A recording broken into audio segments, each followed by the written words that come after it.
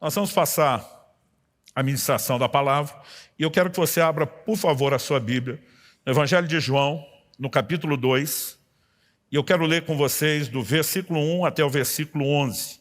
Esse texto vai ser não apenas o nosso ponto de partida, vai ser o nosso trilho de reflexão e de aplicação prática da palavra de Deus essa noite. Evangelho de João, capítulo 2, de 1 a 11. Eu vou ler hoje na Almeida, revista e atualizada. O texto diz assim: 3 dias depois, houve um casamento em Caná da Galileia, achando-se ali a mãe de Jesus. Jesus também foi convidado com os seus discípulos para o casamento. Tendo acabado o vinho, a mãe de Jesus lhe disse: eles não têm mais vinho.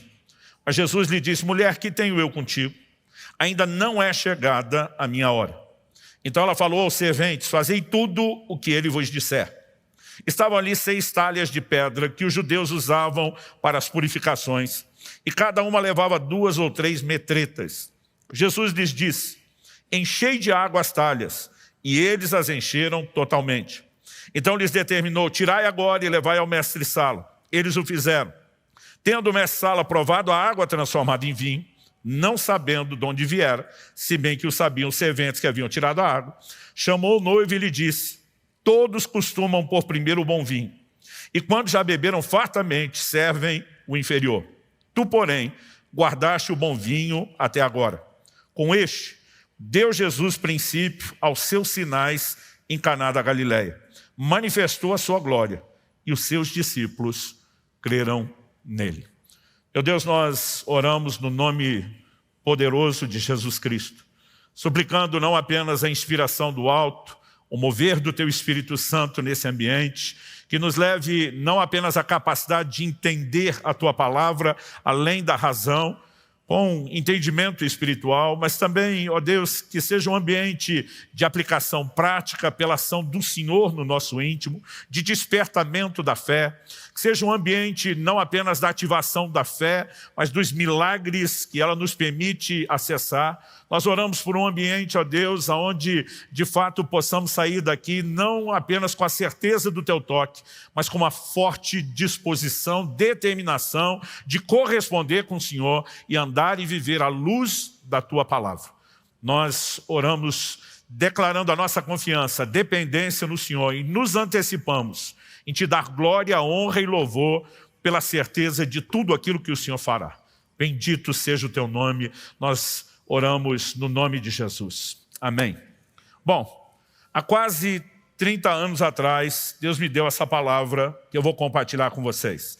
Ela tem sido um marco na minha vida, um divisor de águas, não apenas na minha vida familiar, pessoal, no nosso ministério com famílias. Mas antes de compartilhar o que Deus me fez entender nesse texto bíblico, eu gostaria de começar pelo começo, como Deus nos levou a esse entendimento.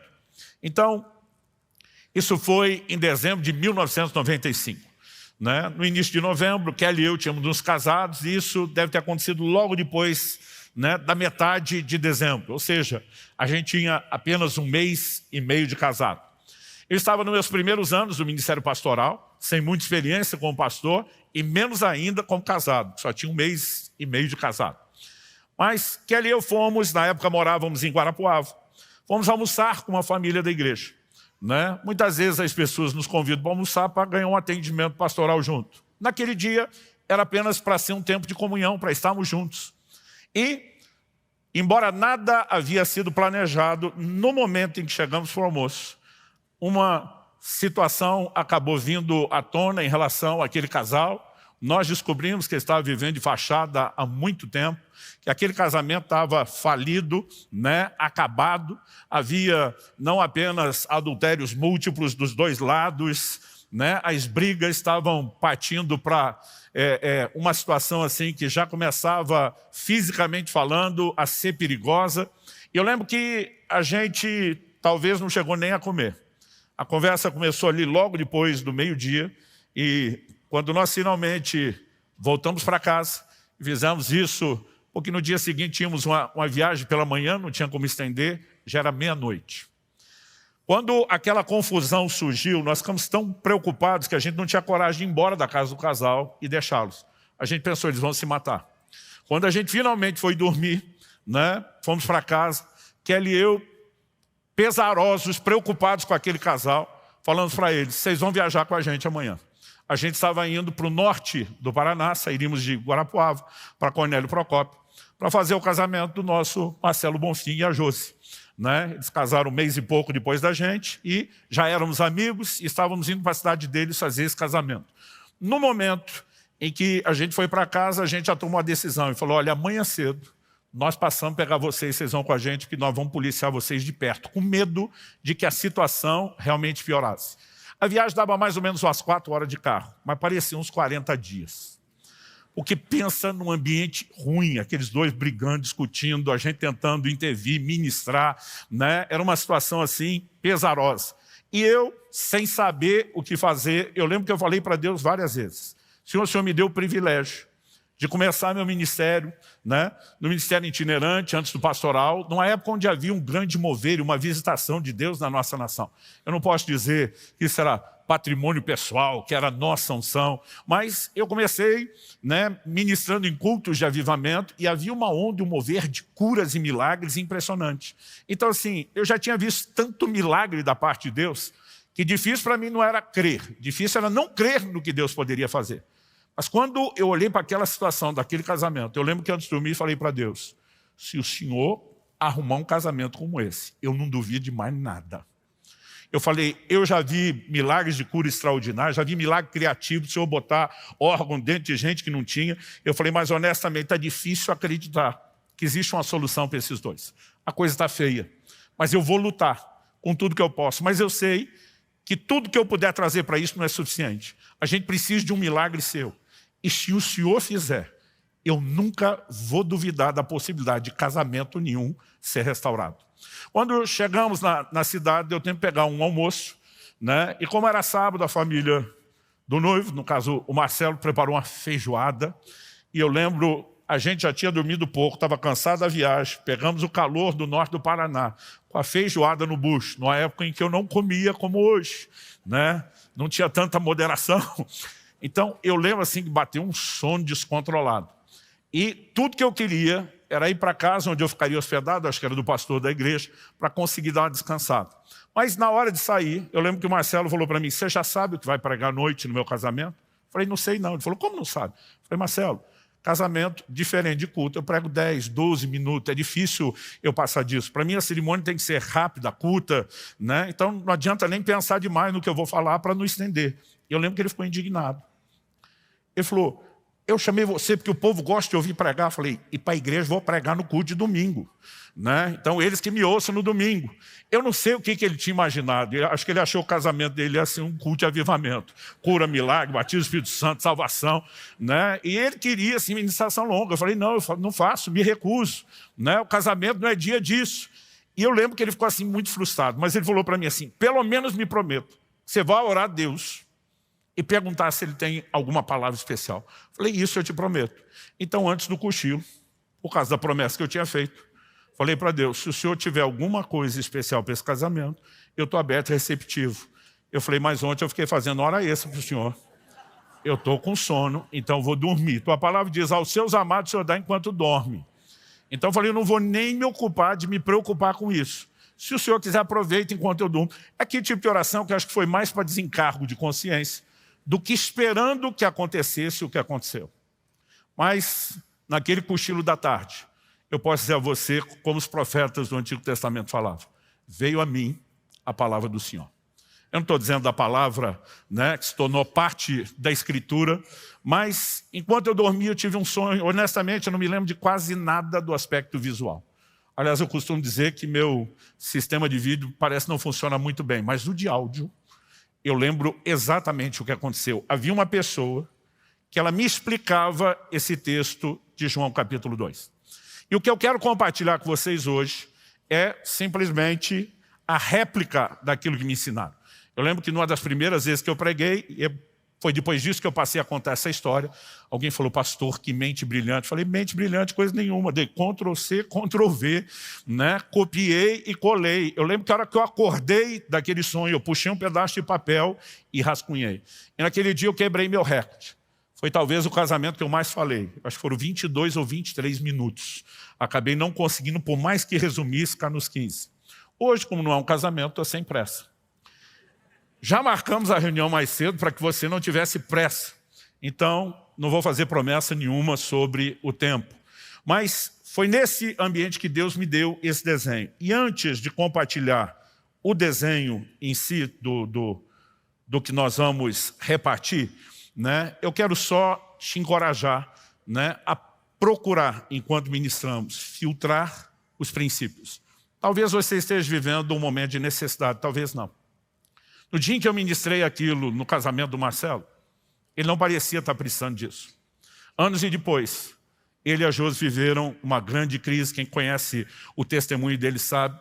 E foi justamente a decisão que tomaram de sentar para assistir aquele vídeo e de lembrar tudo que Deus tinha falado, que os inspirou para acreditar e viver a restauração deles. A palavra que eu liberei naquele dia foi o ponto de partida da restauração daquele casal que nos acompanhou. Eles não apenas foram restaurados, eles passaram a ministrar casais e restaurar muitos outros casais. Assim como Marcelo e Josi, depois do seu testemunho também, passaram a replicar isso na vida de muita gente. Eu não sei te dizer nesses 30 anos, quantos casamentos, pela graça, bondade de Deus e para a glória dele mesmo, nós vimos experimentar intervenção sobrenatural. Gostaria de dizer que foi todo mundo, mas nem todo mundo quer andar no trilho que normalmente nós propomos. Alguns querem apenas alguma intervenção de Deus instantânea usando a lei do menor esforço. Eles gastaram anos estragando o matrimônio, mas eles querem que Deus resolva em segundos, sem que eles sequer participem muito. E normalmente não funciona assim. O que eu tenho aqui não é uma fórmula instantânea para você, mas é um trilho de princípios bíblicos que pode e com certeza vai te ajudar. Então, no momento em que eu tive o sonho e a pessoa falava desse texto, ela me chamava muito a atenção para a afirmação que está no versículo 11. Com este, deu Jesus princípio. Outras traduções, né, usam a palavra deu início. Essa palavra significa começo, origem, né? A primeira pessoa ou coisa numa série. Em outras palavras, esse é o primeiro milagre que Jesus operou no seu ministério. E aquela voz dizia, você diz que crê para todo tipo de milagre, porque já viu curas e milagres de toda sorte, mas que não tem fé para um milagre no casamento desse casal que você está, né, levando na viagem com você. Ele dizia, é importante que você perceba que o primeiro milagre de Jesus não foi um milagre de cura, não foi de multiplicação de alimento, não foi de libertação. O primeiro milagre de Jesus foi operado dentro de um casamento. Ele disse, isso não está registrado na Escritura à toa. Romanos 15:4 diz que tudo quanto foi escrito, para nosso ensino foi escrito. O apóstolo João termina o seu evangelho dizendo que se todos os milagres que Jesus operou fossem registrados, nem no mundo inteiro caberiam os livros. Ele diz, mas esses foram selecionados. Ou seja, o que nós temos nos evangelhos é a seleção, uma pequena seleção de incontáveis milagres. Ele diz, esses foram selecionados para que vocês creiam. Ou seja, não é apenas um relato histórico. É algo que tem o poder de produzir no meu e no seu coração fé. Fé para quê? Não apenas para sabermos quem Jesus é, mas para sabermos também aquilo que Ele faz. E Hebreus capítulo 13, verso 8 diz que Jesus Cristo é o mesmo ontem, hoje e o será para todo sempre. O mesmo Jesus que curou os enfermos nos dias do seu ministério, andando pelas praias da Galileia, continua curando enfermos hoje em dia. O mesmo Jesus que realizou esse milagre, que vamos compartilhar num casamento, continua realizando esse tipo de milagres hoje. Mas a informação que aquela pessoa me dava. Outro dia alguém falou, pastor, o senhor acha que era um anjo? Eu falei, não sei. A pessoa que falou comigo não se apresentou, né? Pode ser alguém virtual, só do sonho, né? Pode ser que não fosse alguém real, mas eu não tenho dúvida que era um mensageiro de Deus comunicando uma mensagem do Senhor para mim. E a primeira coisa que ele dizia é, você precisa entender o lugar de importância que o matrimônio e a família têm no plano de Deus. E que antes de Deus intervir em qualquer outra área das nossas vidas, há uma disposição dele começar primeiro pelas necessidades familiares, em especial do matrimônio. Eu não consigo te explicar o nível de fé que isso gerou, para que eu pudesse dizer, então Deus não faz só os milagres de cura, né, de provisão, mas Ele também intervém nas nossas casas. Agora, Algo que eu e você precisamos compreender é que quando a Bíblia usa aqui a expressão que houve um casamento, essa palavra no original grego, gamos, ela na verdade fala das bodas, fala da festa. Biblicamente falando, não existe aquilo que hoje nós chamamos de uma cerimônia religiosa. E nós não estamos falando contra isso porque praticamos isso. Embora normalmente a gente não faça isso no contexto do auditório, né, da igreja, a gente acredita que, biblicamente falando, o casamento é uma aliança. Toda aliança tem 3 ingredientes indispensáveis, se repetem ao longo das Escrituras. Né? O primeiro deles é que a própria aliança é um compromisso. Então existe sempre um pacto, votos, promessas que são feitas que determinam aquele compromisso. A segunda é que normalmente se trocam presentes como um selo da aliança e um lembrete daquilo. Então, parte da razão, porque seguimos a cultura de usar, né, no dedo um anel, é por esse significado da troca de presentes que é bíblico. E normalmente a aliança era feita diante de testemunhas. É por isso, normalmente, marido e mulher não se unem sozinhos e eles têm que fazer isso diante de testemunhas. As testemunhas não são só os convidados. A Bíblia diz em Malaquias 2,14 que Deus foi testemunha, né, da aliança entre o homem e a mulher da sua mocidade. Aliás, várias vezes na Bíblia, ao confrontar pessoas que deixaram o casamento ruir, Deus vai usar a expressão, a mulher da mocidade, o amigo da sua juventude. Basicamente o que Deus está dizendo é, espero de vocês, não apenas a empolgação amorosa, regada a uma disposição hormonal alta, de quando vocês se conheceram e passaram a viver juntos. Deus está dizendo, eu espero que vocês não baixem o nível. Eu espero que vocês não apenas mantenham ou melhorem isso. Então não há só uma expectativa de Deus, de que o casamento possa ser algo abençoado, duradouro, empolgante, né? Regado a amor, não necessariamente a ideia de amor romance padrão de Hollywood, porque isso não é bíblico. Né? O amor não é um sentimento que é despertado fora do seu controle. O amor bíblico é uma decisão. E a partir do momento que é uma decisão e que nós temos recursos de Deus, Romanos 5,5 diz que o amor de Deus é derramado em nossos corações pelo Espírito Santo. Então é possível viver uma vida de um amor muito mais saudável, muito mais profundo e duradouro do que a versão hollywoodiana de amor. Mas nós não podemos negar, gente, que o casamento ele é um desafio. Não apenas um casamento. Outro dia alguém falou para mim, pastor, casamento é difícil demais. Eu falei, não é o casamento. Todo relacionamento é difícil. Se só o casamento fosse difícil, então só marido e mulher tinham problema, pai e filho não. Os irmãos não teriam conflito. Né? Na verdade, você não precisa nem ser família. Eu, antes de casar, dividi um apartamento enquanto solteiro, né, com outro pastor amigo. Cada um tinha seu quarto separado, seu canto, mas a gente discutia quase todo dia. Não era discussão de briga, no sentido de indispor, mas a gente era diferente em tudo. Pastor, um era organizado, outro bagunçado, antes fosse. Mas na área que um era organizado, o outro era bagunçado, vice-versa, opiniões. Agora, qualquer relacionamento será desafiador e vai exigir que eu e você tenhamos que morrer para o nosso próprio egoísmo. E mais do que aprender uma arte relacional, nós precisamos entender que o mesmo Deus que colocou diante de nós certos desafios, Ele também colocou recursos para que os desafios sejam superados, senão Ele seria injusto na sua expectativa. Então, diante desse desenho, né, nós temos aqui não apenas um casamento acontecendo, mas a Bíblia mostra que uma das primeiras afirmações aqui é que acabou o vinho.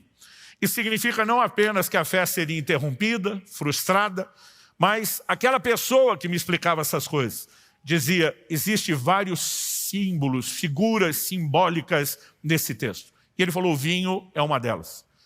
E quando ele mencionava o vinho, ele citava o Salmo 104,15, que fala a respeito do vinho como sendo aquele que alegra o coração do homem.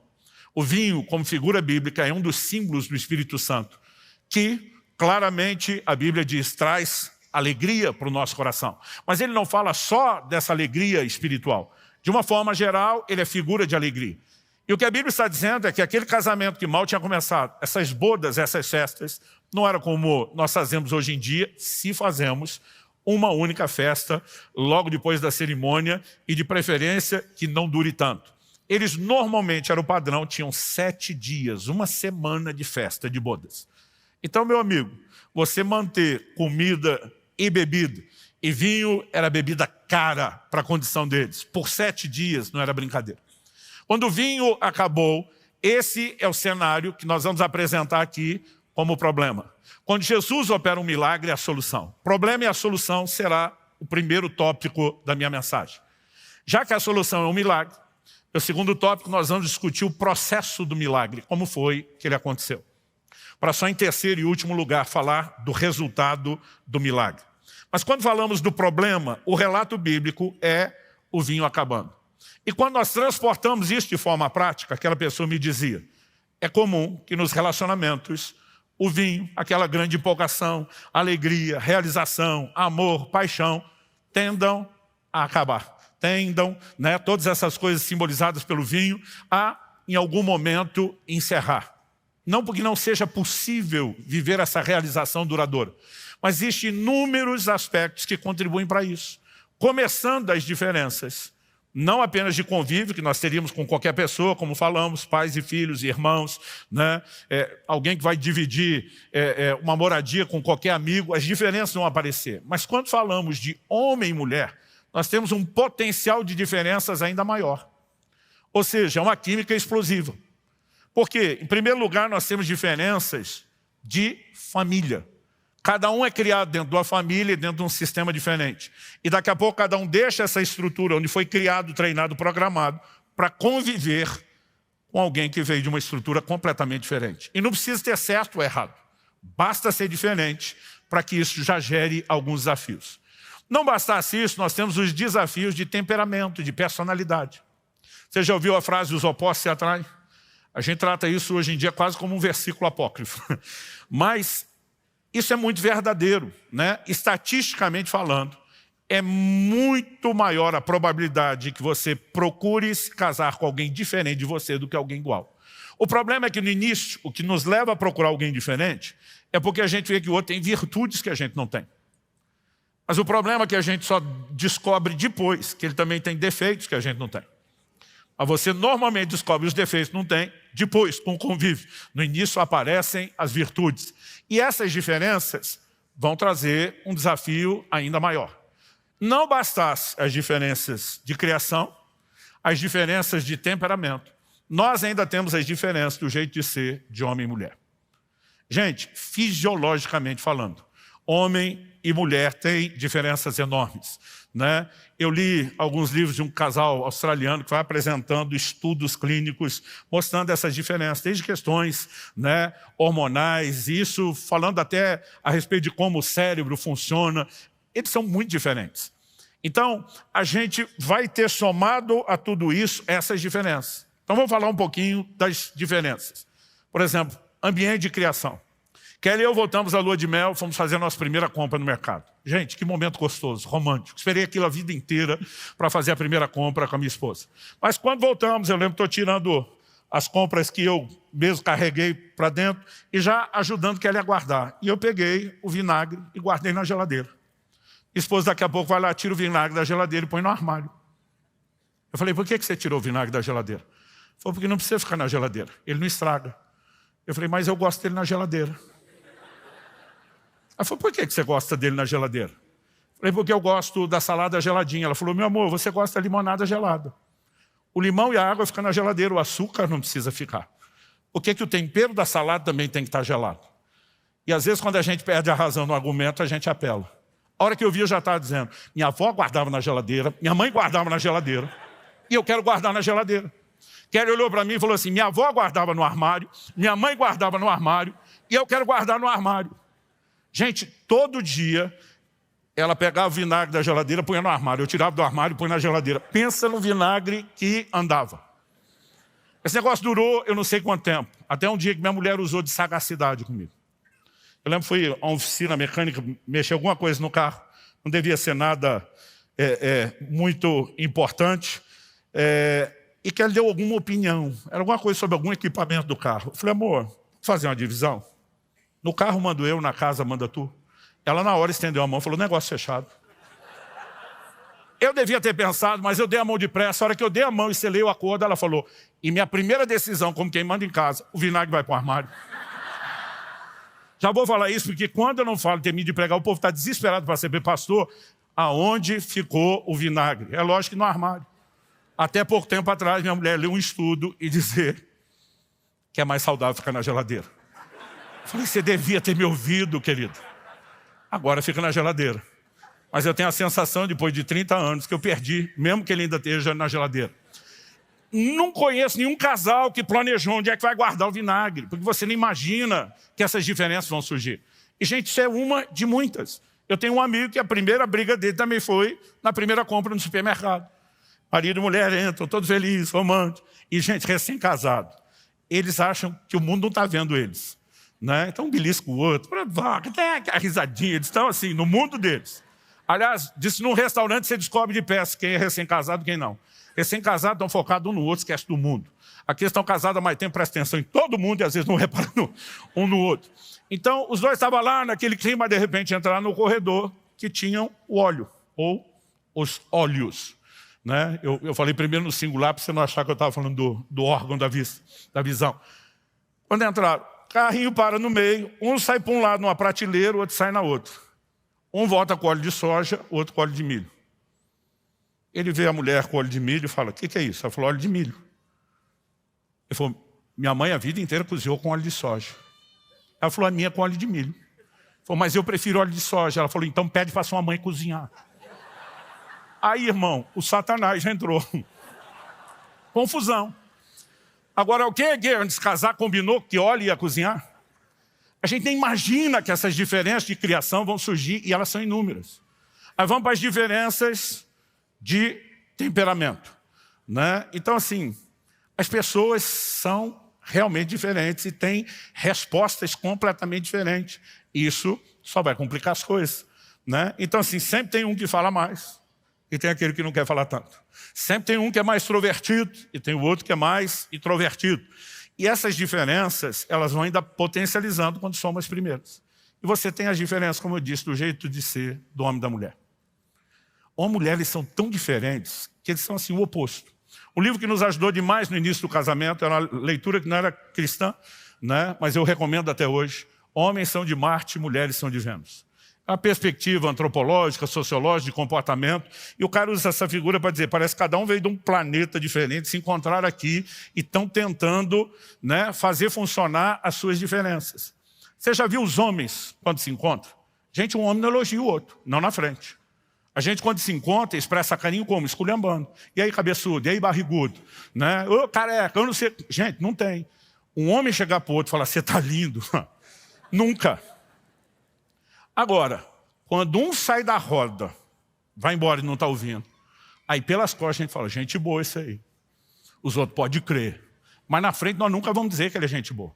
Por que é assim? Não sei, mas é assim. Agora, já viu as mulheres? É o oposto. Quando ela assim, quando você está linda, você que está, emagreceu, blá, blá, blá. A hora que uma sai da roda, engordou. Gente, não tem certo e errado. Os dois elogiam, os dois esculhambam. Só que o homem esculhamba na frente, elogia por trás. A mulher elogia na frente, esculhamba por trás. São diferentes. E quando você soma essas dificuldades, gente, honestamente, eu demorei para entender. Né? Eu dizia para minha mulher, você não toma banho, você tenta se cozinhar a si mesmo com água quente.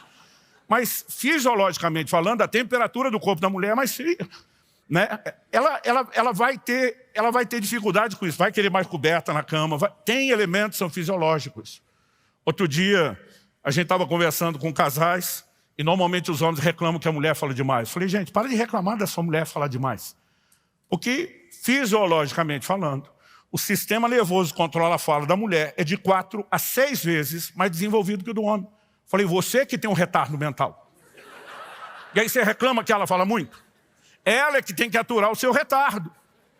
Os homens ficaram quietos, as mulheres riram, lavaram a alma. Daqui a pouco eu mudei o assunto. Falei, por outro lado, falando da empolgação sexual, a parte lá do hipotálamo, que controla a libido no homem, chega a ser 10 vezes mais desenvolvido que a da mulher. Aí um homem que acho que estava com a mágoa do que eu tinha falado, levantou e falou, quem é o retardado agora? Mas essas diferenças estão aí, e nós vamos ter que achar jeito de lidar com isso. Via de regra, salvo exceções, lá em casa eu falo mais que a Kelly, exceção, não é regra. Né? Salvo exceções, a mulher vai falar mais, o homem vai falar menos. O homem vai estar mais empolgado, por avivamento. A mulher, principalmente, dependendo da fase do mês ou da vida, né? A situação hormonal, só Jesus sabe o que pode acontecer. E a gente entende que quando você soma isso tudo, essas diferenças, elas podem comprometer o vinho. Mas há uma solução que nos permite não ver o vinho terminar. Então, apesar de haver desafios, e de fato o casamento tem desafios e pode ser problemático, Deus não criou essas diferenças à toa. A Bíblia diz assim, como ferro com ferro se afia, assim o homem é o seu amigo. Qualquer relacionamento, as diferenças podem nos afastar ou podem nos aperfeiçoar. A gente tomou a decisão desde o início. Nós queremos crescer nas nossas diferenças e nós precisamos da solução. Qual a solução? A Bíblia diz que Jesus foi convidado para o casamento. Gente, se nós queremos ver o casamento funcionar, o próprio Jesus, quando vai falar do casamento, em Mateus 19, ele diz, vocês não leram que desde o princípio, Deus fez homem e mulher, e diz, deixará o homem, seu pai e sua mãe, se unirá. Ele volta lá no primeiro casamento para apresentar como modelo. Agora, quando você volta lá no primeiro casamento, o que é que você vê em Adão e Eva? Quando Deus cria e estabelece o primeiro casal no jardim, a Bíblia diz que Deus os visitava diariamente. Eu brinco até hoje que Deus não respeitou nem a lua de mel do casal. Todo santo dia ele estava lá. Não estava o dia inteiro, eles tinham sua liberdade, mas ele estava lá, o que ele estava dizendo? Eu quero ser parte do relacionamento de vocês. Isso foi algo que Kelly e eu pudemos entender cedo. Eu vi sobre isso, né, naquele sonho. Eu lembro quando fizemos a nossa lista de convidados para o casamento, juntando as listas dos dois lados, nós tínhamos lá todo mundo que a gente lembrou que queria honrar, entregar o convite. O casamento acabaria sendo uma cerimônia aberta, mas aquela coisa de querer honrar essas pessoas. Eu lembro que chegou o dia que os convites estavam prontos, e a Kelly mesmo, minha esposa sempre teve uma letra artística muito legal, ela falou, eu mesmo quero escrever e endereçar. Então nós marcamos um dia onde, enquanto conversávamos e planejávamos outras coisas, ela estaria endereçando lá os envelopes. Quando pegamos a pilha e a lista, eu fiquei de olho. Quem ela vai botar primeiro, os pais dela ou o meu? Nós nem percebemos, gente, que tem uma disputa ativada dentro de nós o tempo todo. Para minha surpresa, com aquela letra artística bonita, ela escreveu no envelope, Jesus Cristo. Eu pensei, uau! Mas como uma das nossas linguagens de amor é sempre o bullying, a provocação, eu falei, queria saber como é que você vai entregar esse convite para ele. E a mulher ela tem o dom da paciência, que alguns de nós não temos. Ela me deu aquele sorriso assim de meio amarelo, meio normal. E ela falou, você sabe que isso é só um símbolo, um gesto, um ato profético. Eu fiquei até com vergonha. Claro, meu amor, eu estava brincando, me perdoe. Mas quando essa conversa terminou, aquele negócio ficou me incomodando. Eu falei, brincadeira infeliz a minha. Eu tinha que ter entendido a importância disso, tinha que ter agido como ela. Mas no dia que nós nos casamos, né? E finalmente, depois daquela cerimônia que não terminava nunca. E deixa eu falar, quando você for convidado a um casamento, faz questão de tirar foto, não, deixa o casal ir embora logo. Foi onde casar o crente que esperou a vida inteira pela lua de mel, gente. Sabe, tem gente que não deixa eles ir embora de jeito nenhum. A gente, aquela canseira da correria do dia, da organização. Quando finalmente fomos para casa, eu só tinha uma coisa em mente. Eu vou ter que conseguir carregar a minha esposa na hora de entrar. A gente tinha ganhado de presente uma lua de mel para viajar só no dia seguinte. E decidimos que a gente não queria passar a primeira noite no hotel. A gente queria passar no apartamento, queria morar. E eu falei, eu quero entrar com estilo. Mas a primeira coisa que fiz, quando chegamos no quarto, nós dobramos o joelho do lado da cama, juntos. E dissemos, Senhor Jesus, tivemos uma cerimônia invocando o seu nome, adorando o Senhor, priorizando a sua presença. Mas aqui, sem fazer média para ninguém, só nós. Nós estamos dizendo, o Senhor é um convidado para conviver, para estar conosco, não só na festa. Nós te queremos o tempo todo. Nós queremos um casamento onde o Senhor seja Senhor. Onde o Senhor esteja presente não só para assistir ou fiscalizar, mas para intervir. A gente quer submeter tudo que nós vamos viver. Queremos ter festa, né, de todo o gênero, espiritual, emocional, deleite físico, sempre com a ciência de que o Senhor está presente, de que em tudo nós temos que te agradar. E sabe, a consciência daquele convite e daquela oração do primeiro dia é algo que me marca até hoje, 30 anos depois. Nós precisamos cultivar a presença do Senhor nos nossos matrimônios. Eu gosto de dizer às pessoas, já falei isso para os jovens, fiz isso quando namorava. Né? Meus 2 filhos tomaram a decisão por eles, nunca pedi, né? Mas os 2 decidiram que daria o primeiro beijo só no altar. Eu falei, olha, eu apoio vocês, jamais exigiria, porque seria incoerente da minha parte. Falei, beijei muito sua mãe. Na minha época, não só a gente não tinha esse entendimento, como fui orientado pelo pastor Francisco, que Deus o tenha. Ele dizia, quem mora longe, se vê uma vez por mês, se esse namoro for frio demais, não dura. Então, obedecendo o meu pastor, eu gosto de jogar nas costas dele, né? Nós tomamos uma decisão, vamos esquentar um pouco. Aí você descobre que nunca esquenta só um pouco. Agora, não tem coisa que te ajude mais do que depois de você ter dado 2 ou 3 beijos, dizer, vamos orar? Você lembra quem você serve, quem que você tem que agradar, as leis dele. Pensa num negócio que tem um poder e uma força maior do que qualquer empolgação hormonal. Né? E a gente aprendeu essa coisa de precisamos cultivar a consciência da presença dele. Se nós não praticarmos isso, não adianta querer viver milagre. Tem muita gente que a hora que o vinho acaba, ele quer correr atrás de Jesus para chamar. O diferencial que nós temos aqui é que na hora que acabou, ele estava lá. E porque estava lá e foi convidado para estar lá, ele pôde agir. Eu não consigo ver nada que seja mais importante a ser apresentado para você do que essa questão de cultivar a presença do Senhor, não apenas na nossa vida enquanto indivíduos, mas no nosso casamento. Ainda que você não faça isso todo dia, o tempo todo, mas os casais não deveriam apenas orar sozinhos, também deveriam orar juntos. Né? Nós aprendemos a importância de cultivar a presença de Deus naquele dia, naquele sonho. Né? Isso me foi apresentado como uma das maiores chaves. A Bíblia diz, se o Senhor não edificar a casa, em vão trabalham aqueles que edificam.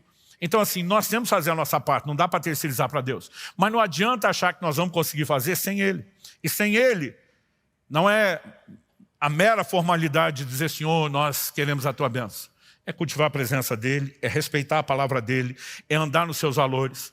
Então, o primeiro passo que determina o milagre era a presença de Jesus.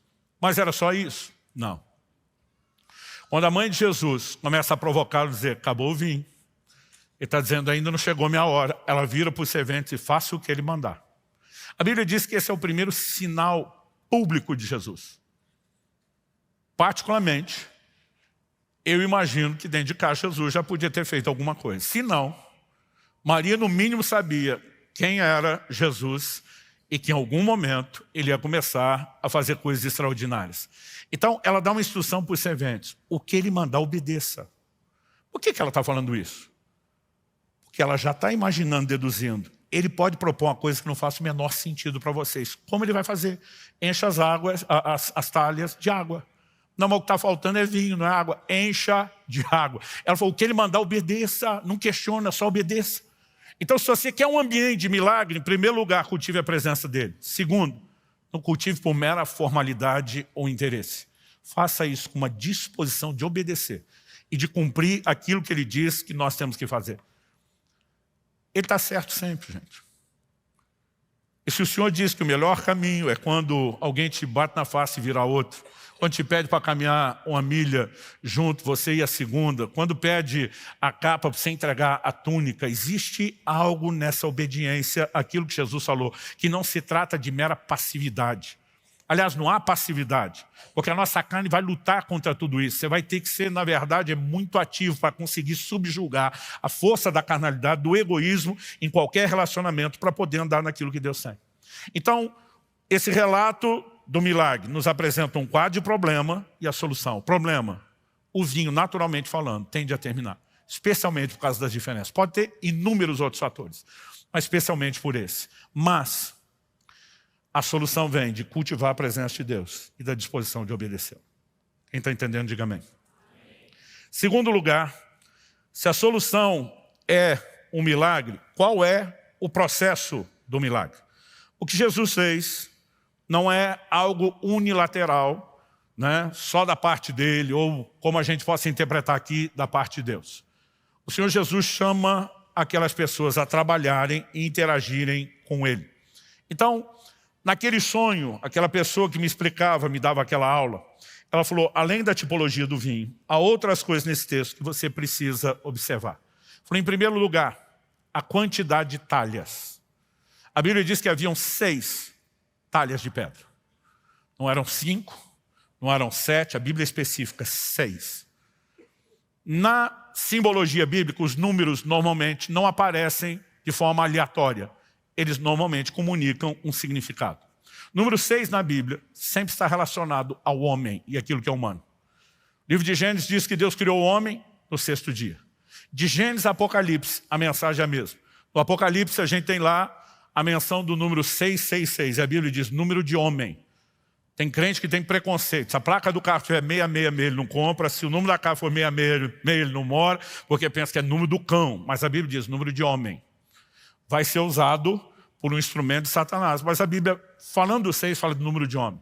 Normalmente, quando o 6 aparece, nós temos o elemento humano. E essas talhas simbolizam algo a respeito do homem, do ser humano. Dito isso, além de falar do número 6, a pessoa no sonho me chamava a atenção, para o fato de que as talhas eram de pedra. E aqui nós temos um outro elemento interessante. Por quê? Quando o próprio Jesus é consultado em Mateus 19 a respeito do assunto divórcio, ele vai responder o seguinte. Ele diz, olha, desde o início, Deus diz, deixará o homem seu pai e sua mãe, se unirá a sua mulher. E ele termina dizendo, e o que Deus uniu, não separe o homem. Porque a pergunta que fizeram é lícito divorciar por qualquer motivo. Eles não foram perguntar a Jesus se era lícito divorciar. Porque na lei de Moisés havia uma permissão para o divórcio. Então eles queriam saber se o divórcio podia acontecer por qualquer motivo. E haviam 2 escolas rabínicas de pensamento muito diferentes. Então eles querem saber que partido Jesus vai tomar. Primeiro Jesus diz, o plano de Deus não é a separação. Aí eles perguntam, então por que Moisés permitiu? E diz, Moisés os permitiu por causa da dureza do vosso coração. E diz, mas não foi assim no início, antes da lei de Moisés. E ele deixa claro na resposta, não será assim daqui para frente. Ao que você precisamos entender que antes de Cristo, as pessoas não nasciam de novo, não viviam a transformação que eu e você podemos viver hoje. Jesus diz, pela dureza do coração, pela incapacidade de vocês de viverem transformação. O livro de Hebreus cita repetidas vezes que a lei não podia aperfeiçoar aqueles que prestavam culto. Então ele diz, Moisés permitiu em caráter de exceção, pela dureza do coração. Mas desde a velha aliança, havia promessas dizendo, como no livro de Ezequiel, eu vou tirar de vocês o coração de pedra. Eu vou colocar dentro de vocês um coração de carne. Ou seja, aquela dureza de uma natureza não transformada, que era a única justificativa para uma exceção temporária. Jesus diz, esse quadro vai ser mudado, esse quadro vai ser removido. Se você estiver anotando a profecia que eu citei do coração de pedra por um de carne, está em Ezequiel 36, 26, e diz isso era mudado, como de fato foi. O que significa que eu e você não precisamos meramente dizer não, há incompatibilidades. Outro dia eu vi um cara explicando que ele separou da mulher por incompatibilidade de gênio com a sogra. Eu falei, como é que alguém chega nesse ponto de justificativa? Mas o que eu e você precisamos entender é que, diferente da época, hoje eu e você temos recursos. Mas não é só isso. Ainda que a pedra retrate essa dureza, eu não sei se a palavra talha, etimologicamente falando, está ligada a isso, mas essas pedras, elas eram talhadas. E aqui eu e você precisamos entender algo. Gente, quem já teve o privilégio de fazer uma viagem dessas caravanas para Israel, quando você vai hoje em Caná da Galileia, tem à disposição para que você veja uma pedra que remonta ao 1º século e que dá a ideia de como eram essas talhas. Uma delas está à disposição, ela é mais ou menos dessa altura, dessa largura. Eram blocos enormes de pedra que eles cavavam. Por quê? A Bíblia diz que cabiam de 2 a 3 metretas. A metreta era uma medida de 40 litros. Ou seja, em cada talha cabia de 80 até 120. Vamos calcular uma média de 100 litros. 6 talhas, 600 litros de vinho. Então não tinha um recipiente de madeira que comportasse de 80 a 120 litros. Não tinha nada de barro que pudesse suportar o peso e a pressão do líquido. Então, o jeito era pegar aquelas talhas e talhar. Por que era imprecisa a medida? 2 ou 3, podendo variar de 80 até 120. Porque depende do quanto a pedra tinha sido talhada. E esse é um detalhe importante que vai fazer sentido daqui a pouco. Depois de falar sobre o número 6 relacionado ao que é humano, falar das talhas, que falam tanto da dureza do coração, como da necessidade de ser talhada. Uma pedra pouco talhada comportaria menos água, consequentemente, menos vinho, na transformação de Jesus. As pedras normalmente estavam ali para os rituais de purificação, que eram banhos, ablução. Então, normalmente eram usadas com água, mas mesmo para aquela quantidade, era necessário, né, que fosse nesse formato.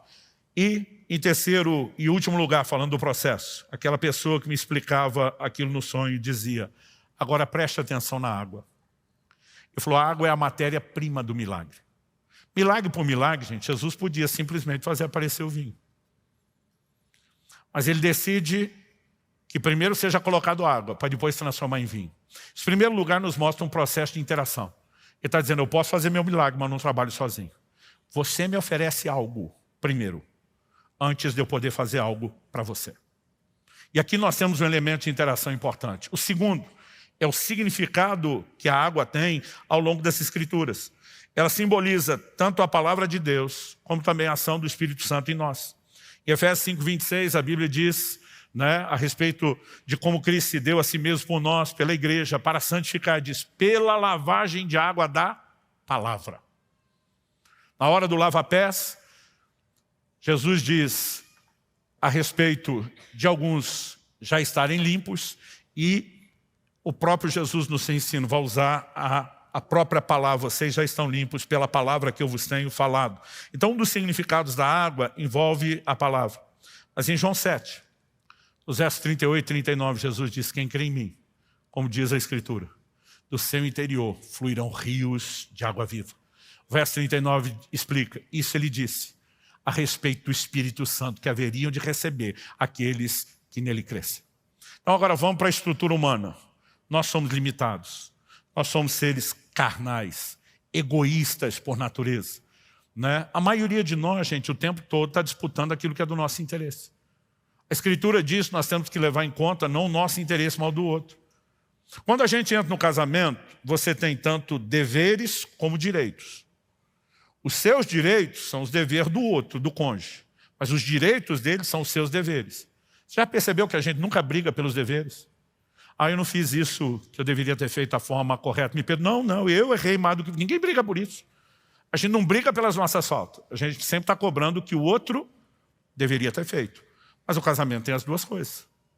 E a Bíblia diz: cada um paga. A mulher paga o seu marido que é devido. O marido paga a esposa que é devido. Todos nós temos deveres. Mas quando a gente vai para o relacionamento, existe uma dinâmica de egoísmo dentro da nossa carne, que precisa morrer. A pedra precisa ser talhada. Quanto mais a gente se deixar ser trabalhado por Deus, mais água pode caber nela. Agora, se você se deixa trabalhar pouco, pouca água. Se você se deixa talhar muito, mais água. Mas o que é água? A gente tem que estar cheio da palavra e do Espírito Santo. Esperar pelo menos um amém de um ou outro. Não precisa ser todo mundo. Vocês podem ir alternando. Mas, gente, o apóstolo Paulo escreve, Colossenses capítulo 3, habite ricamente em vós a palavra de Cristo. Um crente que está cheio da palavra e um crente que está cheio do Espírito Santo, que Jesus disse que nos faria lembrar a palavra, ele vai ter algumas dificuldades na dinâmica de conflito. Eu já tive momentos, né, de estar lá conversando com a minha mulher, e ela, várias vezes depois da gente ter casado, disse: eu devia ter feito um curso de direito para me preparar com as discussões para você. Porque ela diz: não adianta estar certo, se não provar que está certo, não funciona. Eu dizia: mas normalmente é assim que a gente consegue saber que o outro está certo. Então, tudo eu queria argumentar, e que ele nunca gostou disso. Mas às vezes ela preferia não discutir, mas ela ia para o disque denúncia. Ela ia para o quarto, dobrava o joelho e dizia assim: ó, eu não consigo convencê-lo, mas meu marido pode ser teimoso o que for. Ele é sensível ao Senhor. E se o Senhor falar com ele, vai funcionar. E às vezes eu estava no meu momento de oração, e Deus falava algumas coisas comigo, deixava claro, e ia lá e dizia: você foi para o disque denúncia? Ela dizia: fui. Eu dizia: dessa vez ele está do seu lado. Não significa que em alguns momentos ele não estará do meu.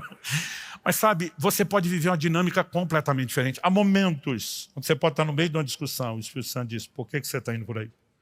Os textos da palavra começam a brotar e diz, por que eu estou andando nesse caminho? Gente, não tem como um crente ser cheio da palavra do Espírito Santo e a carne reinar e prevalecer. Agora, normalmente, nós estamos vivendo um ambiente de confusão e carnalidade, porque não nos enchemos da palavra do Espírito Santo como deveríamos. Você quer milagre? Você vai ter que botar água primeiro. Depois que você encher, e a Bíblia diz que ele mandou encher, e eles encheram totalmente. Até a tampa a gente iria. E depois de estar cheio, ele transforma aquilo em vinho. Então, esse entendimento do processo, o Senhor me diz, você não vai ver esse casal que você carregou com você na viagem, ele falou isso no sonho, voltar com tudo instantaneamente arrumado. Mas se você levá-los a um processo de se deixarem ser talhados, instruí-los sobre isso, como nunca fizeram, e os discipular de perto, se você os levar a um processo de se encherem do Espírito e da palavra, através dessa matéria-prima, eu vou poder trabalhar na vida deles. E nós vimos aquele milagre acontecer na vida deles e de tantas outras pessoas. Para terminar, em terceiro e último lugar, eu queria destacar aqui o resultado do milagre.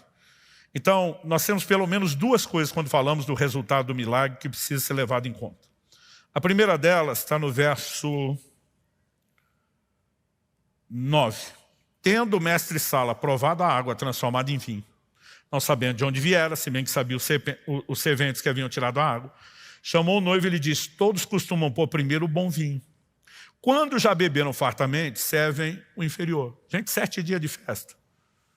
Era complicado manter vinho bom o tempo todo. Mas normalmente se começava com o melhor. Diz que a primeira impressão é que fica.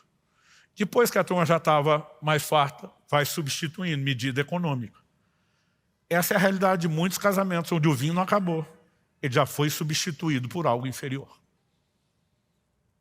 Mas quando ele prova e diz que vinho é esse, ele diz, meu amigo, você guardou para o fim da festa o melhor vinho. Isso significa o quê? Que quando o Senhor Jesus intervém, ele não só devolve o que a gente tinha no início e perdeu. Ele pode nos dar algo que nós nunca tivemos. Eu não sei te dizer quantas vezes, gente, 30 anos, pastoreando milhares de pessoas, eu não sei te dizer quantas vezes nós vimos casais sair de algo que parecia impossível aos olhos humanos, um casamento arruinado, arrebentado, gente que mal conseguia lembrar da época que teve vinho. E eles entrarem depois no lugar em Deus, nunca de forma instantânea, mas entrarem no lugar dizendo, nós nunca vivemos isso, nem antes do problema.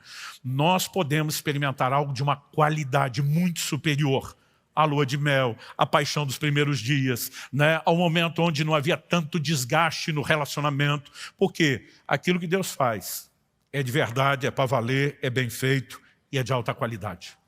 E nós precisamos acreditar nisso. A segunda coisa é que nada do que Deus faz é só para você. Você não foi salvo e alcançado por Deus sozinho.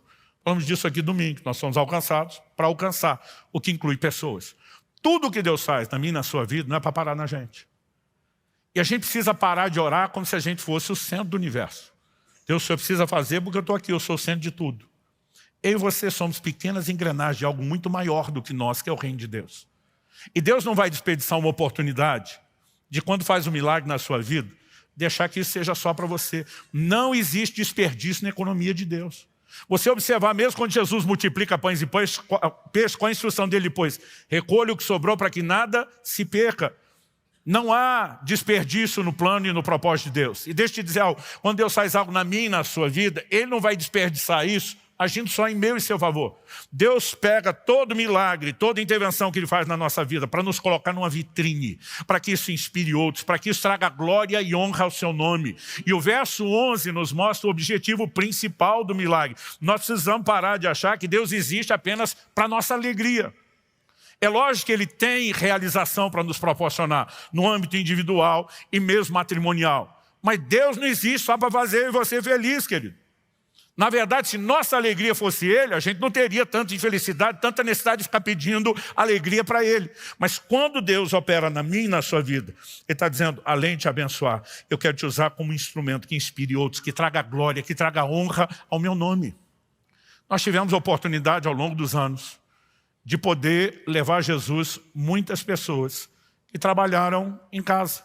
né? Cada lugar tem um nome, é empregado, é a doméstica, é a servente, é a diarista, né? Então, nós tivemos a oportunidade de levar muitas dessas pessoas que trabalharam conosco para Jesus.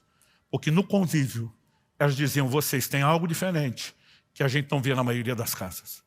E sabe, quando as pessoas veem o que Deus está fazendo, isso pesa para honrar e glorificar o nome do Senhor, para provocar a fé das pessoas, né? Muitas e muitas situações. Milagres nós vivemos de provisão, milagres de cura. A gente sempre entendeu, isso não é apenas para nós, isso precisa ser compartilhado, isso precisa ser às vezes até alardeado, porque vai provocar a fé de outros, vai trazer glória a Deus. E o verso 11 diz, com esse, deu Jesus princípio aos seus sinais em Caná da Galileia, manifestou sua glória e os seus discípulos creram nele. Quando esse entendimento entrou no meu coração, gente, eu tinha 1 mês e meio de casado. Eu falei, Deus, esse casamento tem que funcionar. Não é apenas para que eu seja feliz, para que o Senhor seja exaltado, para que o seu nome não seja envergonhado. O Senhor me chamou para pregar a sua palavra, que revela princípios do matrimônio e da família. Como que eu não vou trazer o Senhor para dentro? Como eu não posso, né, ter essa preocupação de dizer, a gente tem que viver de forma exemplar, a gente tem que transbordar essa mensagem através da forma que vive. E aquilo gerou algo dentro de mim.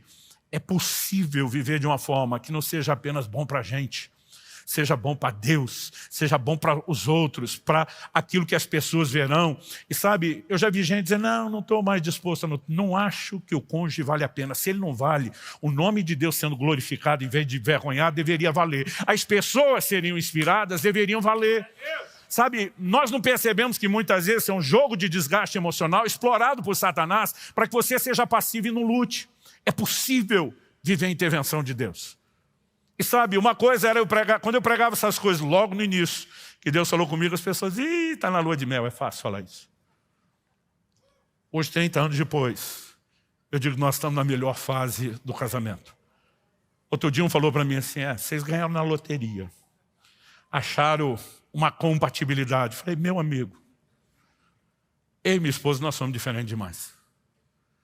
Ela é surpreendentemente dócil e paciente. Eu acho que isso ajuda. Principalmente pelo fato de eu ser um colérico daqueles que sempre se irritou mais fácil. Mas nós dois entendemos que a gente tinha que ir para um lugar onde essas talhas de pedra tinham que ser mais cavadas, onde a gente tinha que não apenas encher de água, mas criar o maior espaço possível, para que houvesse o maior volume possível de água. Porque se você é pouco talhado e bota ali meia metreta, 20 litros, você tem um milagre menor do que o que tinha 3 metretas, 120 litros. Quem está entendendo? Você pode ter 2 talhas cheias, mas um é muito pouco cheio, porque ele não se deixou ser trabalhado. Agora, quando nós vamos entrando nesse lugar em Deus, é possível experimentar ações extraordinárias da parte de Deus. Eu me lembro de uma ocasião onde Kelly e eu tivemos muita discussão, não virava briga, mas a gente, discussão no sentido de ficava argumentando e não entrava em acordo. A maior reclamação das mulheres, os maridos normalmente o problema não é o que você fala, é como você fala. E às vezes eu dizia, eu tenho culpa de ter um pulmão forte. Mas não é apenas o tom da voz, né? É a forma, é a maneira. E para nós isso era algo comum. Eu dizia, meu amor, não adianta nada falar com a voz baixa, dócil, educada, e feito ninja, passar o bisturi por baixo, né? E botar as entranhas do outro para fora também, né? Então não é só como, também é o que. Ela dizia, mas também não é só o que, é como. E a gente ficava nessa discussão um tempão. Eu lembro de um dia, nós chegamos numa casa fazer uma visita, portão eletrônico na época era novidade. Toquei o interfone, o irmão da casa falou, estou abrindo, e aquele portão abriu, eu fiquei impressionado, o portão abrindo sozinho. Aí um cachorrinho, filhotinho da casa, fugiu para a rua. Eu catei o bichinho antes que fosse atropelado. Mas era fofinho. A família estava longe, abriram o portão, ainda não tinha chegado. Aproveitei o momento, estava só eu e a Kelly e o cachorrinho. Falei, você é uma bolinha de pelo tão fofa. E comecei a esculhambar o cachorro, mas com um jeitinho bonito de falar. Minha mulher falou, pode parar que eu estou entendendo onde você vai. Eu falei, amor, é só o que, como fala. O que fala faz toda a diferença também. Não tinha jeito da gente resolver esse negócio. Mas um dia minha esposa, eu falei de uma forma acertada, sábia, A gente tinha um problema para resolver, porque além de marido e mulher, a gente trabalhava junto. E Kelly tinha tomado a decisão no departamento dela, que resolveu o problema do departamento infantil, mas criou problema para outros 3. Ela tomou a decisão sozinha, sem o presbitério. Falei, meu amor, nós estamos indo para a reunião. E lá, eu não sou o seu marido, eu sou seu chefe. Eu vou ter que corrigir o que você fez. Não leve no pessoal. Lembre que eu amo você. Mas eu vou ter que tocar no assunto na reunião e resolver o problema. Ela falou, que bom você falar isso antes, me preparar e fazer isso com tanto jeito dessa forma. Você podia fazer isso sempre. Ela falou, aliás, antes de corrigir, me ajudaria muito se você me elogiasse. Quando ela falou isso, eu já perdi a paciência. Falei, quando eu elogio você, eu não boto uma crítica no meio. Raramente você precisa ser confrontado ou criticado. O tempo todo você é louvável.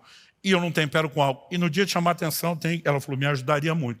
Eu olhei para ela e falei, não me peça para praticar essa psicologia barata. Ela sabiamente ficou quieta, mas foi por disque denúncia. Dia depois eu estou orando, estava quebrantado. O momento perigoso é quando você está quebrantado na oração.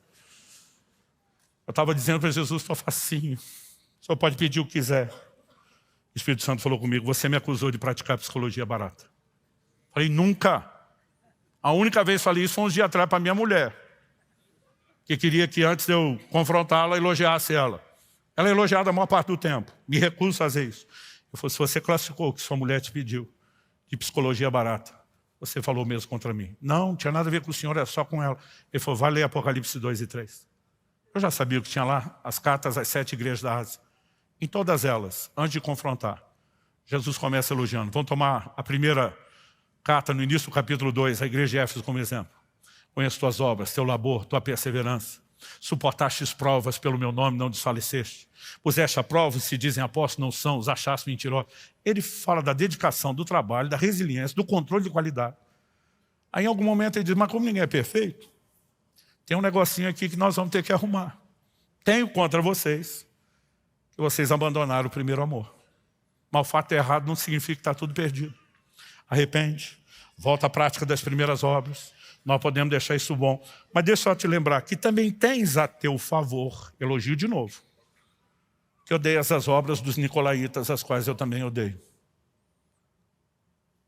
Meu pastor Abe Uber chama isso de efeito sanduíche.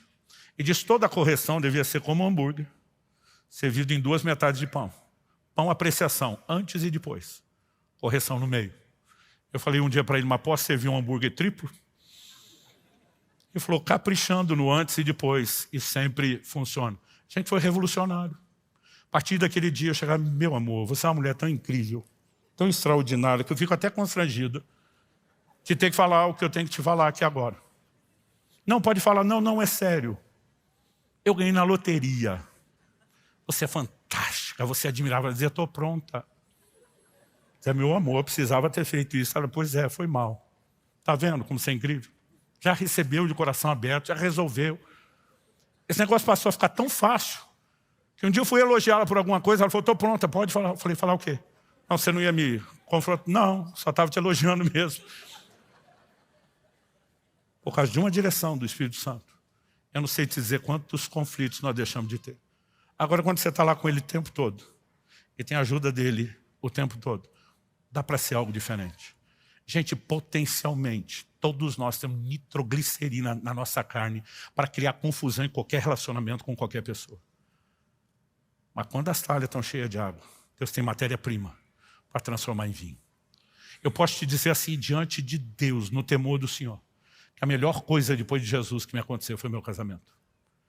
E por mais que a gente saiba de todos os desafios, a gente tomou uma decisão, nós vamos manter essas talhas bem cavadas, cada vez mais.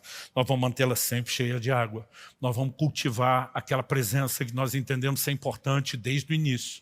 Porque quando o Senhor está presente, isso faz toda a diferença.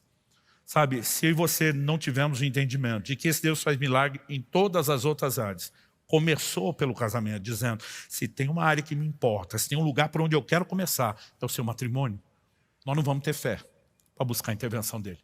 Mas se nós entendemos a importância que Deus dá, Porque alguns de nós nos achamos refém dentro da prisão. Casei sem saber qual era o nível de compromisso. Agora que eu descobri as letrinhas pequenas do contrato que eu não li antes, não posso sair, deu ruim. Tipo, então, para a glória de Deus, eu vou sofrer aqui para sempre. Eu queria que se fosse para a glória de Deus, ainda valeria sofrer. Mas a boa notícia é que não precisa sofrer. Dá para viver um ambiente de transformação. É lógico que não depende só de um. Há situações, né, onde, infelizmente, a gente não vê as pessoas cooperarem com Deus, mas a gente tem que lutar mais. A gente tem que orar mais. A gente tem que crer mais. A gente tem que abrir um espaço para Deus fazer. Outro dia alguém falou, pastor, me ajuda. Eu estou perdendo meu casamento. É a coisa mais importante da minha vida. Se o senhor puder jejuar por mim. Falei, vou fazer, filho. Era uma quinta-feira. Falei, amanhã, sexta-feira, eu começo. De sexta a domingo, 3 dias na água. Falei, mas tu vem comigo. Não, pastor, não vai dar. Como? Não, é que eu estou indo para a praia. Eu falei, quer saber? Que se lasque você, seu casamento. Ele, que isso, pastor? Eu falei, você acha que eu vou brigar por você, ficar 3 dias jejuando na água e tu lá passeando na praia? É a coisa mais importante para você e você não quer lutar, você quer terceirizar a luta. Falei, você quer a lei do mínimo esforço, filho. Provavelmente já foi isso que te encrencou, só vai te piorar. Deus abençoe seu divórcio. Não, pastor, me ajude. Se você vier junto, eu jejuo com você. Senão, eu não faço mais. Não vou nem orar se eu não souber que você está orando. Porque as pessoas estão buscando... E depois ainda fala assim, não, mas eu busquei ajuda. Mas se de fato a gente se abrir, nós podemos.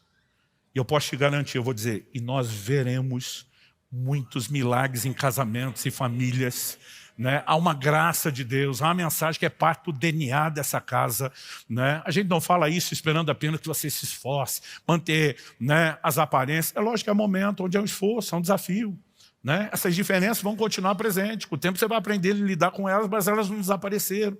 Mas, gente, quando a gente está cheio do Espírito e da palavra, e se deixando ser talhado, esse ambiente, onde ele é o convidado para estar lá o tempo todo, não só na hora do aperto, vai fazer toda a diferença. Quem está entendendo, diga amém.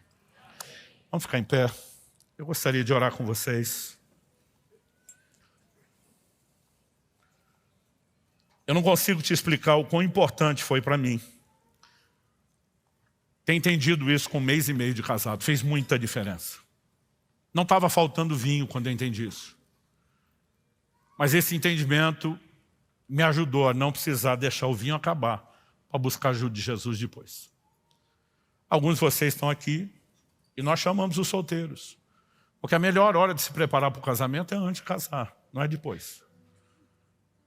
É lá você vai descobrir depois que nunca preparou o suficiente e tem que continuar aprendendo e crescendo. Mas a gente deveria procurar entender e aprender essas coisas o mais rápido possível. Quando Israel, meu filho, ficou apaixonado pela Priscila, minha nora, não foi só ele, a família inteira. Ela é uma mulher de Deus incrível, extraordinária, vem de uma família assim que é um exemplo para nós. Mas eu lembro que chamei meu filho, falei, filho, o mais extraordinária e crente que essa mulher seja. Não ache você que você não vai ter problema no casamento. Eu falei, eu sei, pai. Eu falei, você não sabe, você acha que sabe. Você não tem experiência nenhuma. Ele falou, pai, eu vejo você, a mãe. Falei, pois é, você sabe. Um homem, uma mulher de Deus que ama Jesus e de vez em quando, né, a gente consegue tirar o outro do sério. Eu falei, ela não é perfeita e não existe gente perfeita. E se fosse, eu sei que tu não é. Eu também não ia deixar de dar o troco depois dele esculhambar o pai e a mãe, né? Eu lembro que ele olhou para mim e sorriu e falou, pois é, pai, mas de todas as imperfeitas ela é a melhor. Falei, está no bom caminho, já sabe que tem que trazer Jesus, já sabe com o que vai lidar, né? Mas ele falou, pai, são anos ouvindo você, a mamãe, falar para os casais. Eu tenho certeza que não sei tudo, mas eu não estou entrando tão sem advertência como outros. Eu louvo a Deus por aqueles de vocês, seja aqui, seja por meio dessa transmissão, ou mesmo posteriormente, por meio dessa gravação, que se permitem aprender a entender. Mas alguns de nós, às vezes bate aquela tristeza, porque eu nunca entendi isso antes. Porque eu não soube disso antes. Por que é que eu não aprendi antes? Já dizia o ditado, não adianta só chorar o leite derramado. A gente tem que arrepender de todo o erro, mas sempre buscar conserto. E o ponto a ser discutido não é porque você não entendeu antes, é o que é que você vai fazer a partir de agora, com aquilo que você está recebendo. E você nessa noite não está recebendo só informação. Há uma graça de Deus sobre nós. Faz tempo que nós estamos planejando essa reunião, até sentir, entender qual deveria ser o momento, o timing da gente ministrar essas coisas. E eu creio que nessa noite, mais do que receber instrução, que é lâmpada para os seus pés, luz para o seu caminho, vai te ajudar na caminhada. Você está num ambiente onde há graça de Deus para você. Eu gostaria que nós pudéssemos orar pedindo a Deus que nos ajude. Aqueles que ainda nem começaram o casamento, possam começar da forma correta. Aqueles que estão no início, e talvez, como eu e a Kelly bem cedo, não tínhamos vivido a falta de vinho, apesar de já ter descoberto nossas diferenças e o potencial explosivo da nossa carnalidade somada às diferenças, mas você pode tomar medidas preventivas. Mas talvez você diga, não, pastor, meu vinho não acabou, mas olha, está no finzinho. Não importa onde está, sempre há espaço para que Deus ache. Mas mesmo que tenha acabado, como foi nesse casamento. Ah, pastor, ali o milagre de Jesus foi salvar a festa. Não era necessariamente o matrimônio. Concordo que o relato é esse. Mas a Bíblia diz tudo que foi escrito. Para nosso ensino foi escrito. E se Deus se preocupa em salvar a festa, Ele não vai salvar aquilo que é mais importante, que é digno de festa. Então assim, algumas pessoas são peritos para achar desculpa que justifica a incredulidade. Eu prefiro optar pelo caminho de fé. Pastor, mas e se a outra pessoa não quiser e não crer? Aí é outra conversa. Mas até que você lute o suficiente para que as vendas de cegueira espiritual caiam por terra, né? Para que haja um ambiente onde possa haver arrependimento, transformação. Não me diga que Deus não quer fazer. Muitas vezes nós jogamos em Deus a nossa omissão e a nossa indisposição de lutar. Desde que começamos a igreja em Curitiba, isso não era novidade, continuamos aqui o que já tínhamos antes, há 20 anos atrás. Uma das coisas que minha equipe de presbitério mais me ouviu falar. Se em algum momento o casamento não estiver bem, pare tudo e vá cuidar da sua casa. Nada é mais importante do que o seu matrimônio. Se em algum momento os filhos não estiverem bem, pare tudo. Depois de Deus, seu maior valor é a sua família. E sabe, nós não podemos dizer que acreditamos nisso. E quando as coisas estão difíceis, a gente não faz nenhum esforço para colocar o matrimônio em primeiro lugar. Essa própria disposição de agir dessa forma não significa que só com o nosso esforço nós vamos conseguir. Mas nós estamos declarando algo, nós estamos nos posicionando no lugar diante de Deus, dizendo, eu quero ser talhado. A gente tem mania de dizer que o problema é o outro. Mas o outro também acha que o problema é a gente. Eu tive uma vez em 30 anos, uma conversa, sentei com um casal, quero pedir ajuda. Falei, quem começa? O marido falou, ela. Essa mulher esculhambou aquele cara por 30 minutos, gente. Eu nunca vi alguém bater tanto, expor tanto o marido. Pensei, o que é que vai vir na réplica? Quando ela terminou, eu falei, o que você tem a dizer? Ele falou, nada. Falei, nada. Ele falou, o nosso problema é isso aí que ela falou. O problema sou eu. Essa mulher santa que não merecia alguém como ela na vida, como eu na vida dela. Eu falei, você está fazendo a média com ela? Ele falou, não, é isso mesmo. Gente, eu queria sair dali e soltar fogos. Eu nunca vi alguém dizer, pois é, o problema sou eu. Mas muitas vezes, isso é tudo o que alguém precisa para que Deus possa agir. Ali você não tinha só uma pessoa que estava nem aí para nada. Ele tinha entrado num lugar de consciência. O meu problema, eu enxergo com clareza na frente do espelho. Eu preciso me deixar ser trabalhado por Deus. E sabe, não existe casamento que não possa ser recuperado se nós praticarmos esses princípios. Agora, sem oferecer matéria-prima, sem se deixar ser cavado, insistindo em manter coração duro, nós não vamos ter milagre. Mas se vivemos milagre, não vai ser bom só para nós. Deus será glorificado. Pessoas serão encorajadas, a fé delas, né, será provocada e elas vão poder crer, porque elas vêm funcionando o Deus que nós anunciamos. Eu gostaria que você colocasse a sua vida diante de Deus. A menos que a gente tenha alguma direção específica, eu não vou chamar ninguém à frente. Primeiro, porque a ideia não é expor. Segundo, não é o fato de você vir ou não à frente, que vai mudar.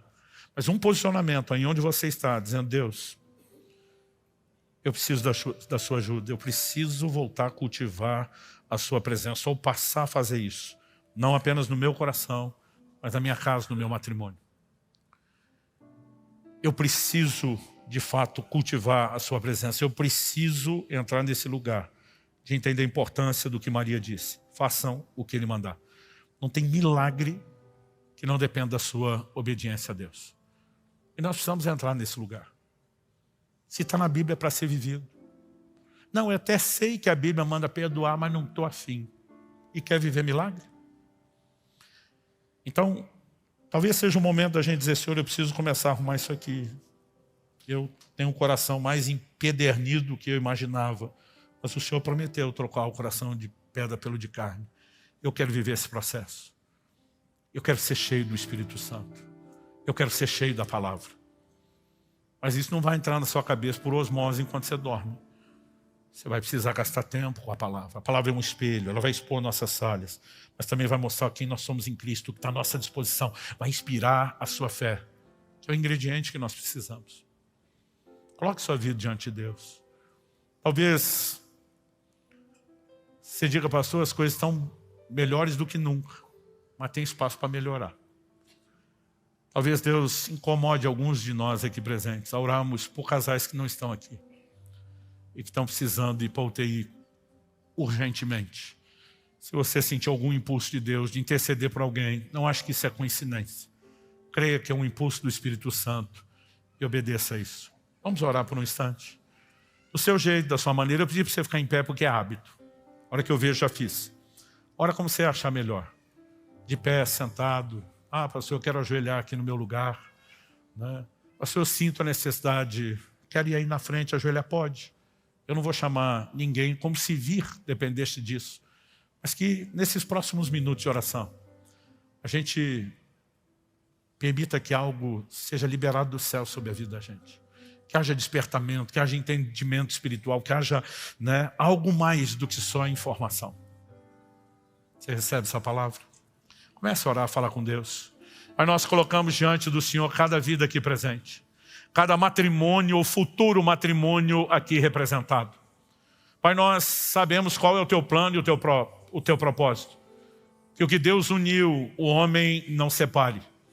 Mas, ó Deus, nós sabemos que não se trata apenas de não provocar a separação, porque alguns vivem separados ainda que juntos. Nós sabemos que o Senhor quer que cada um viva o seu melhor. E nós oramos por isso, Pai. Nós oramos que o vinho não cesse, que se cessou, que haja intervenção, que haja milagre.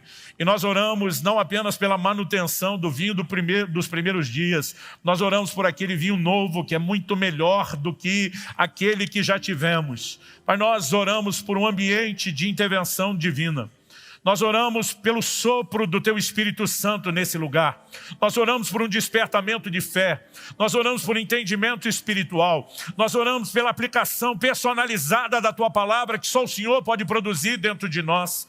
Pai, nós oramos por cada família aqui representada. Clamamos, ó Deus, por milagres que não apenas nos remetam a um lugar de alegria e satisfação, mas que nos levem a um lugar onde mais do que isso, permite que outros sejam despertados a viver no mesmo. Que o Teu nome seja honrado e glorificado. Pai, nós oramos por casamentos, matrimônios e famílias que exaltem o nome do Senhor na forma como vivem. E que façam isso não apenas sozinhos, mas principalmente por cultivar a Tua presença e juntamente com ela as Tuas intervenções. Sopra sobre nós.